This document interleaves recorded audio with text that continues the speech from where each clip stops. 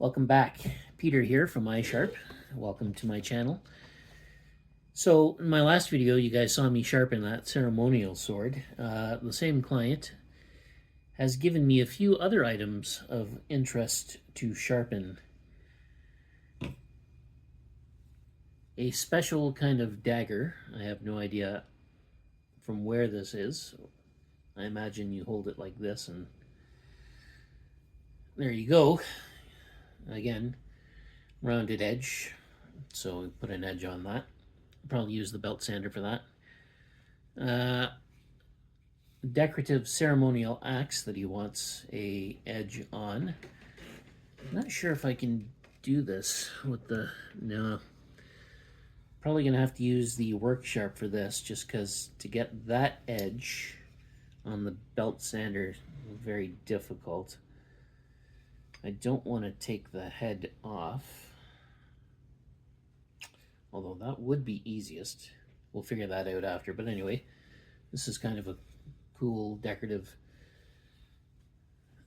axe. And then a spearhead, which again with this one here, I think I will just use the belt sander for that. Looks like someone tried to sharpen this already. Anyway, so we're going to do 20 degrees for each of these. I'm not going to sharpen all of these in one video. Actually, in this video, I think I'm just going to sharpen this one. And then I'll do another video for the dagger, and then a separate one for the axe. I got to figure out what I'm going to do with the axe. I think there's a good chance I may take the head off and do that, but anyway.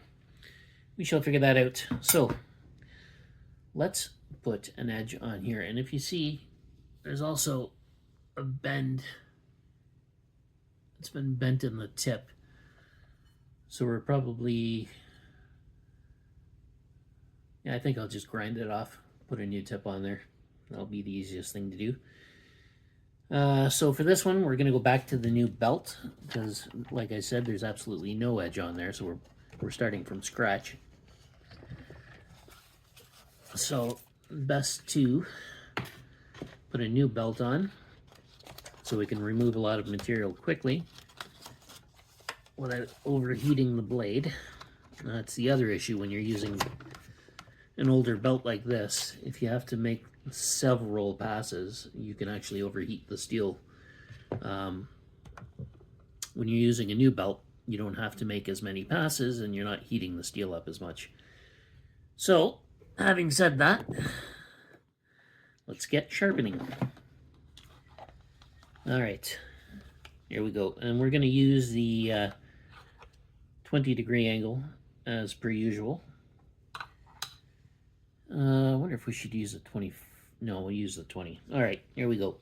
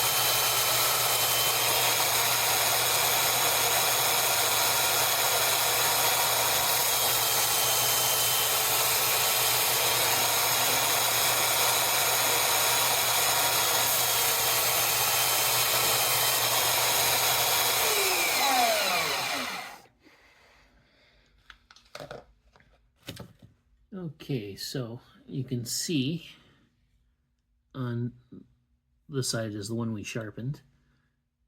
There is a bit of a bevel there, and there's no bevel on this side. There's a bevel here, but not on this side. Now, it's not quite... Oh, it might be. When in doubt, test it out.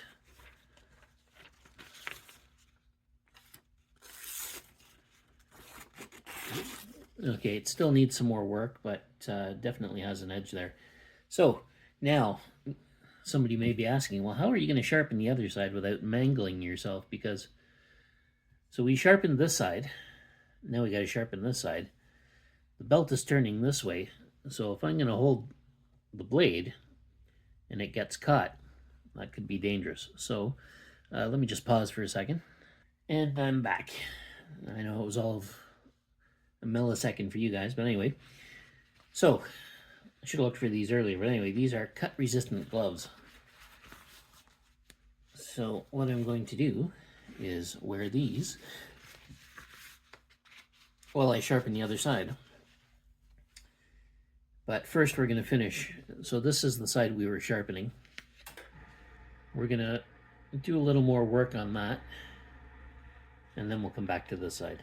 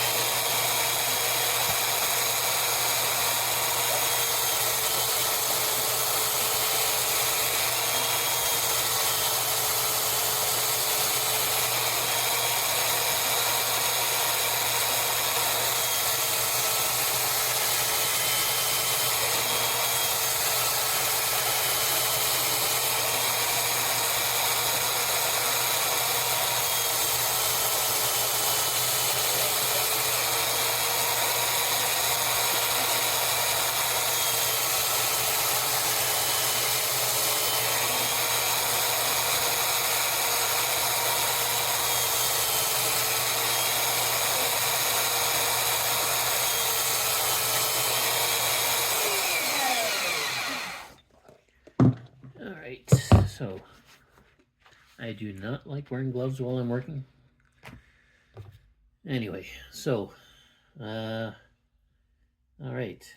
oh yes. I think we have it on that side.